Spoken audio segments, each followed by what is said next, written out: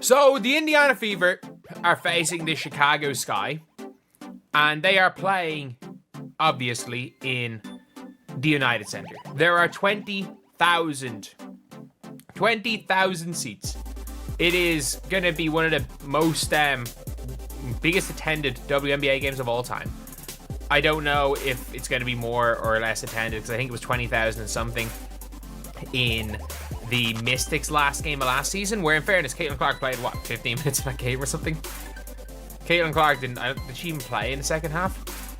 But yeah, that was obviously a huge game. But this game being in the United Center, if you guys did not see, tickets sold out. And tickets sold out in 5 minutes. They sold out in 5 minutes. United Center sold out in a minute. Sorry, not a minute, 5 minutes. A minute. It was a fight even trying to get tickets. Seats kept disappearing. They started $200. Back in 2007, you get season tickets for that price. You can go get season tickets probably a year ago for that price in some teams. Again, I'm not going to say all teams. I'm not going to say all teams on that one, because there were some teams that made decent money, but they're there to watch. It's going to be all Fever fans again, by the way. Finally, it took place. In her own backyard, Angel Reese witnessed the full force of Caitlin Clark's influence. The Chicago Sky Stadium sold out in 1 minute, not because of Angel Reese or the Chicago Sky, but rather because Caitlin Clark is coming to town. The biggest name in women's basketball right now isn't Reese, but rather Clark and Ray, and she's furious. For my teammates, and if I want to be that, and I know I'll go down in history, I'll look back in 20 years and be like, yeah, the reason why we watching women's basketball is not just because of one person, it's because of me too, and I want y'all to realize that. Like, it's not just because of one person. A lot of us have done so much for this game, and Kennedy has been here before, obviously, but there are so many great players in this league that have deserved this for a really, really long time, and luckily, it's coming. Chicago supporters swarm the ticket booths as soon as Clark enters the scene. Despite all the clamor over the Bayou Barbie phrase and her alleged star power, which prevented her from even selling approximately her own home games on her finest day. Reese received a harsh reality check, as did the WNBA players who have been attempting to minimize Clark's impact. Let's be clear about the facts. While the Chicago Sky with Angel Reese and fellow rookie Camila Cardoso haven't even sniffed a sellout this quick, the Chicago Sky versus Indiana Fever game with Caitlin Clark sold out in under 1 minute. About 10,000 people can fit in the Trust Arena where the Sky play Old, which is a small number as compared to NBA arenas, but still too large for Reese to sell out on her alone.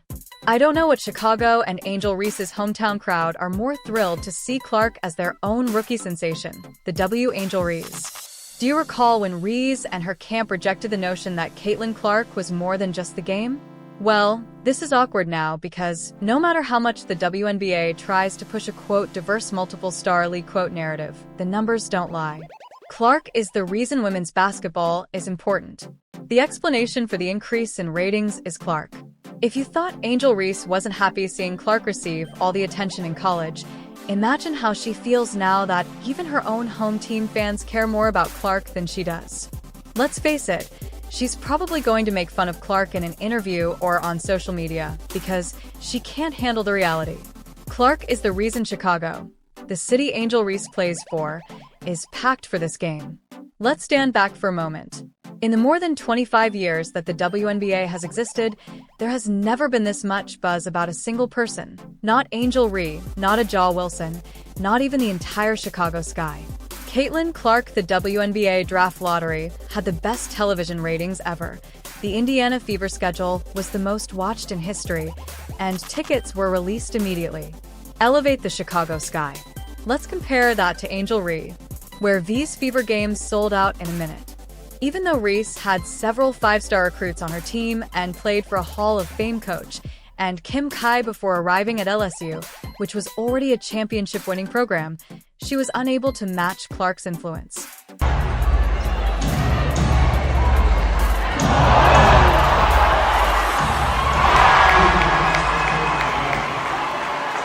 If this wasn't proof enough of who the real star of the WNBA is, I don't know what is. Chicago and Angel Reese's own home crowd are more excited to see Clark than their own rookie sensation. She's rising to new heights in her rookie season in the WNBA, Angel Reese. In the meantime, Clark created Iowa from the ground up, broke every record in history, and is currently reviving the WNBA, even in places where people used to disregard and take W in Mexico.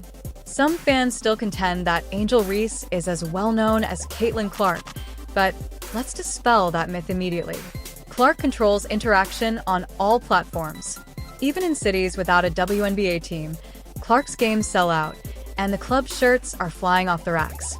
Angel Reese can continue referring to herself as You Barbie, but the truth is that Caitlin Clark is the one pursuing Clark with the real money. Angel Reese jerseys don't really have any TV ratings, and any game with Clark breaks records. If you're the Chicago Sky, you have to consider how we market Reese when our own supporters are more thrilled about Clark. This puts Angel Reese in a difficult position. What does it say about Reese's star power if Clark increases our attendance? If Reese wants to represent the WNBA, shouldn't she be able to sell out her own home games without Clark's assistance? This is embarrassing for Reese, who should be a major attraction, but her city only appears when Caitlin Clark is in town. Say what you want about Angel Reese. You can't tell me she isn't the star of every show every time she's on the court. I can't even hate on this. She's Larry, Moe, and Curly all at once. The Three Stooges. To be honest, many WNBA players aren't happy about Caitlin Clark receiving all the attention. They've minimized her influence, attempted to divide the league, and pretended that she's just another rookie. However, this sellout shows that the Caitlin Clark effect isn't just real, it's undeniable, and for Angel Reese, it serves as a sobering reminder that Caitlin Clark is ultimately the reason people are watching. She is smashing records, selling out stadiums, and bringing the WNBA to the attention of the general public all by herself. That the WNBA players are in. It's a positive position for the Chicago Sky, and there's only one problem with that, is that there is going to be more Fever fans. There's going to be more Fever fans than Sky fans there. It might not sit well with Angel Reese.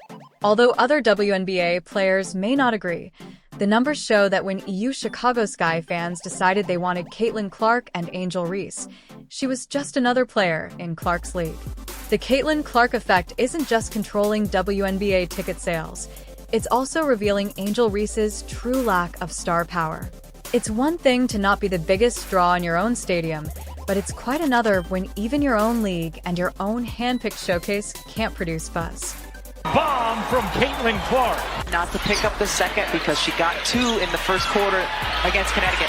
Clark connects on a 3. On paper, it sounded like a great idea. A player-led league with complete control over how games are structured, with star players dictating the pace, marketing, and business model. But in practice, no one seems to care.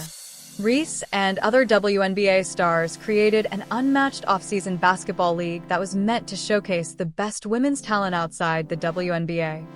During the double-double streak, they were in like the 7th and 8th playoff spot and had a meltdown during that streak. If Angel Reese were a true star of Clark's caliber, the league should be flourishing and not struggling for attention before it even begins. If she can't create excitement for a league she helped create, how can she possibly carry a WNBA franchise like Caitlin Clark is doing with the Indiana Fever? There are hardly any updates about the league, almost no fan interest, and no real numbers to support its relevance.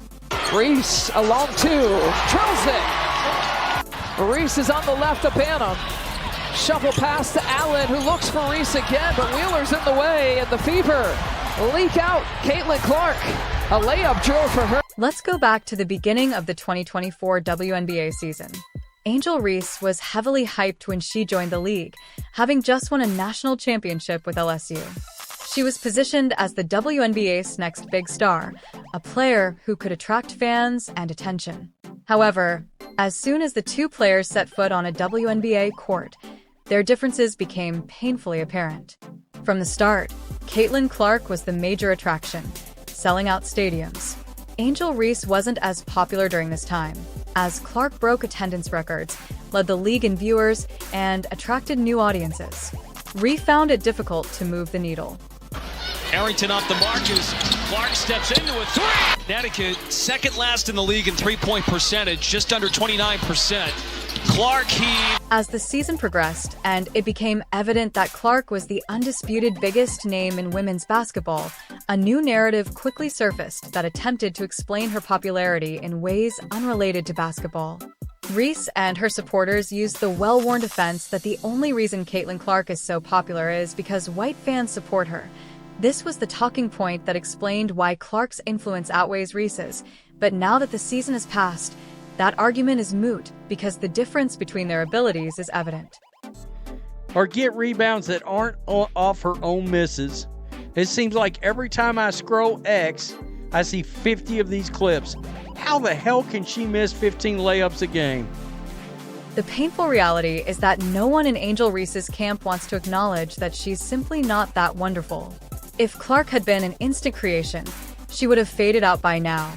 Instead, she has only become more dominating while Angel Reese has battled to even justify her own hype. Good.